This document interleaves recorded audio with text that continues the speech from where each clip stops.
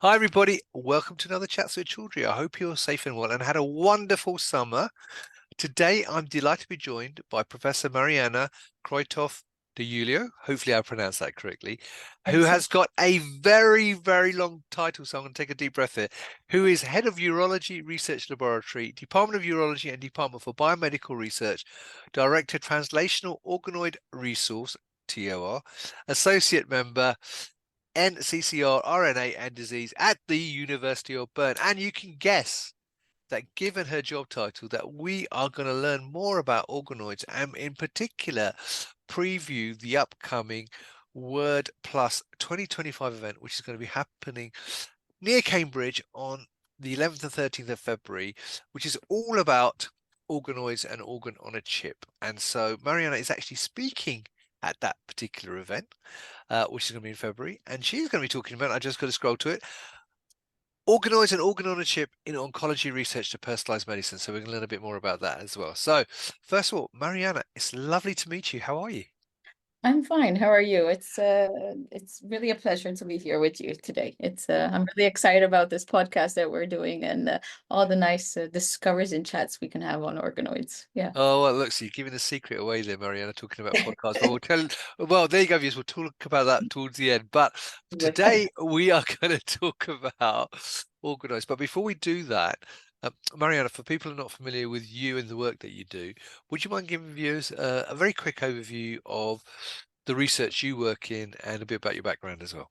Yeah. So for the good past of the last 20 years, I've been working on prostate cancer, and then lately I've also refocused a little bit on the bladder cancer.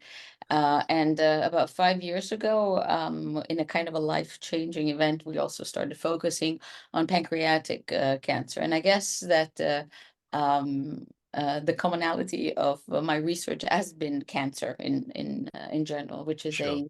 a devastating but biologically fascinating disease, if I may say so. So Right. yeah. And the research you've been doing, obviously, it's been on organoids. So when did you start focusing more on organoids in terms of the work that you were doing? So I think that the really booming of the concept of the organoids and how it can be applied in cancer research has started maybe 10 or 15 years ago, and we jumped on this wagon somewhere around 2011 or 2012. Oh, right, relatively early then. Yeah, so that's when we started looking at three-dimensional models for cancer. That's what really organoids are. And we quickly realized that there's a lot of information out there in literature, some reproducible, some not so much reproducible, and which is a kind of a common problem, not only related, of course, to the organoids. Sure. And what we realized is that this model is a very is a clinically applicable model. But before we actually could get to anything that was clinically applicable, I think we had to first focus on the biology of the organoids.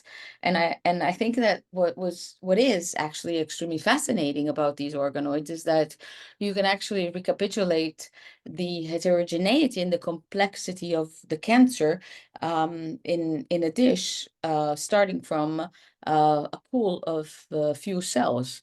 And as I like to also tell students and talk about it when I lecture and I give classes, it's more like we always have to keep in mind that the organoids are studying the cancer from the cancer point of view, right? Not from the whole tumor point of view, not from the human body, but just from the cancer.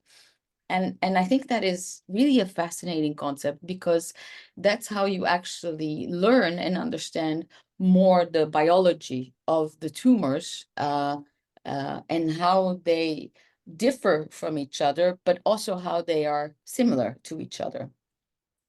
And this concept of tumor, that are similar to each other made us have this kind of a bit of a leap of faith, I would say, to say, well, if they're treating tumors from this particular cancer with this particular drug, but the tumor features are similar to this other cancer here, why can't we use the same drug, and not have to reinvent the wheel? Sure. But maybe, why can't we just adapt the system and see if the different tumor responds to a drug that's already out there for people?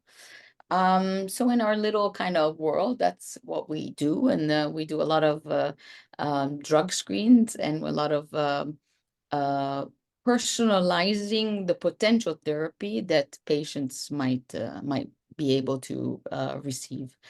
And in the course of the years that we've been doing this, one very important thing that we and many others also realized is that you can't study the biology of the cancer only from the cancer point of view. You've got, the rest of the human attached to it, right? So then this is where the organ on chips kind of play a bigger role, because that's where we started matching our knowledge of the cancer to the knowledge of the organs on chip, and trying to increase the complexity of what we are modeling in the dish to make it more similar to patients. And what I'm telling you right now is maybe where we will be in 5 to 10 years, in which we can have an organoid model and an organ on chip model for every patient. We're not there yet, but technology and knowledge is moving very fast right now. So I have good hopes for I'm the glad to hear that. Well, it sounds very exciting stuff. And I suppose that leads on to my next question, which is, why do you think, Dubs, you said obviously it's been about for, 10, 15 years, maybe longer than that. Why do you think over the last 2 years in particular, or even the last 12 months, I would say, maybe judging by the amount of events now which are out there talking about organoids, it's now got a higher profile? Yeah, I think that what happened is that we had a really big shift in technology, which was very taken up very fast by scientists. And this might sound a little maybe controversial, but take it with a grain of salt. I actually think that COVID did us well in terms of scientists, because during the pandemic, we as scientists learned how to work together and not against each other anymore, Right. right? So we learned how to share more information for a greater good. And that's how fast, we got to vaccines, and how fast Sure. we got to understanding the disease. So I think that a lot of people thought or think, well, we've done that for COVID. How about we try for other diseases as well? So let's try. And since I would say 2022, in my lab in particular, we had a boom of collaborations and sharing of knowledge, and without any more the fear of saying, well, this is my research or not. So, and with this, I've just lost you for a second, Marianna. Your sound is gone. I can't hear you.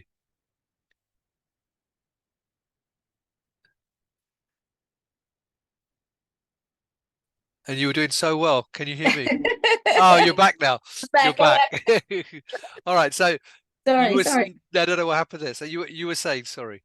So I was saying that, with this willingness of sharing all our information and all our science, I think cancer is in a much better shape right now, meaning um, we are armed better to fight it.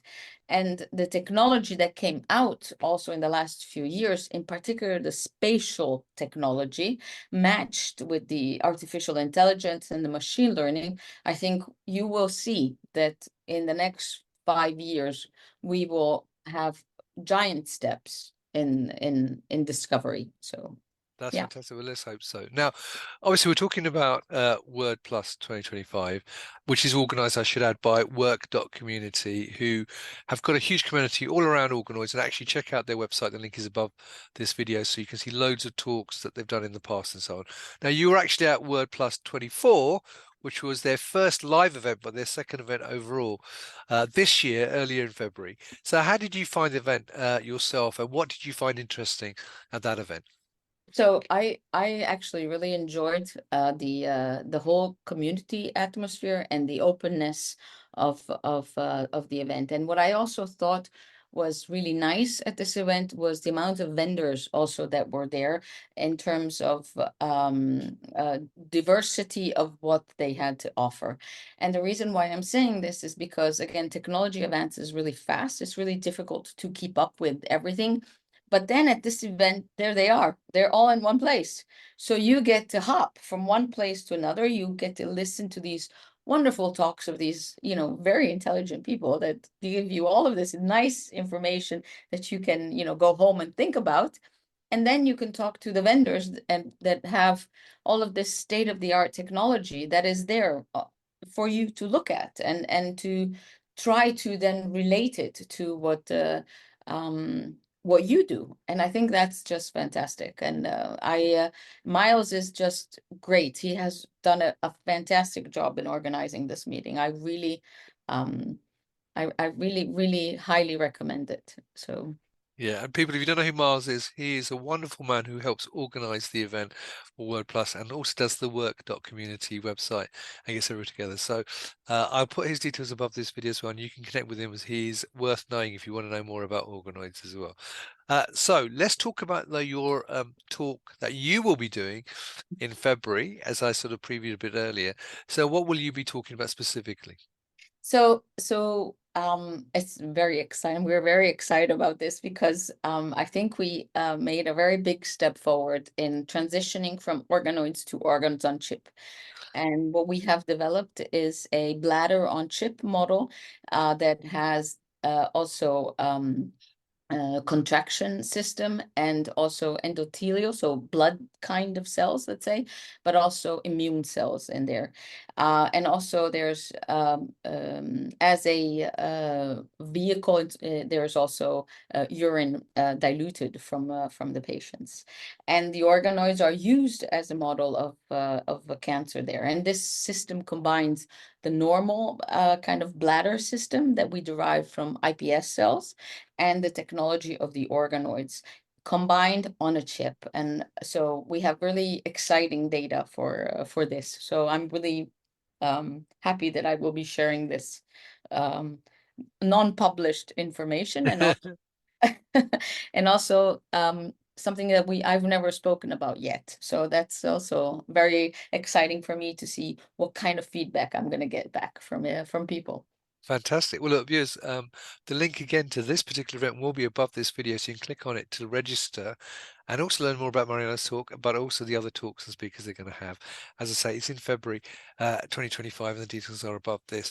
Now, the other thing, as Marianna's already alluded to and sort of already told people at the very beginning, Right. is that we are going to, with WORC.Community, do a special, hopefully monthly podcast with Marianna as one of the chief guests, but with also Stephen Ray Wilson, who's Professor of Department of Chemistry from the University of Oslo, and me hosting it.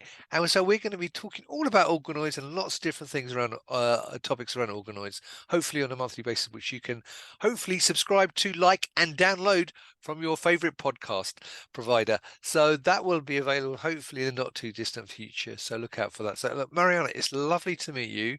I hope you get to burn safely to an Yes. EasyJet. I'll make their flights available for you after all. And and I look forward to actually catching up with you on the podcast as well and talking more about Organoids at that point. So if you'd like to learn more about Marianna's work, then why don't you connect with her on LinkedIn and put any comments you've got about what she said today under the video. And obviously you can see her in person at Word Plus 25 in February, but also check out the podcast that we'll be doing in the not too distant future. So Marianna, it's lovely to see you. Have a safe journey Thank you very tomorrow much. now. It's been a real pleasure. It was lovely to see you. Thank you very much. And viewers, thank you for watching. Until next time, as always, stay well and stay safe. Bye-bye.